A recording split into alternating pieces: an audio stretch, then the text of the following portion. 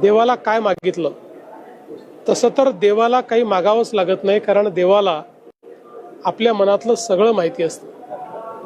पण तरी देखील भक्तांना राहवत नाही, त्यामुळे आपण देवाच्या घरात गेलं तर काहीतरी मागत असतो.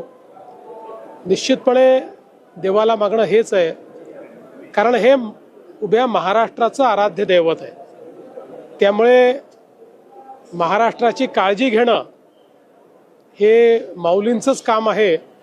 आणि म्हणून माऊलींनी महाराष्ट्राची काळजी घेण्याकरता आम्हाला शक्ती द्यावी आणि सन्मार्गाने चालण्याची सुबुद्धी द्यावी, अशा प्रकारचीच त्या ठिकाणी प्रार्थना केलेली आहे.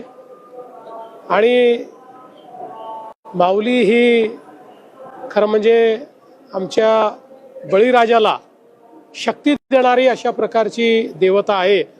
आणि म्हणून आमच्या बळीराजाला यावर्षी चांगलं पीक व्हावं, त्याच्या जीवनात आनंदाचे 4 क्षण यावेत, अशा प्रकारची प्रार्थना देखील माऊलीच्या चरणी केली.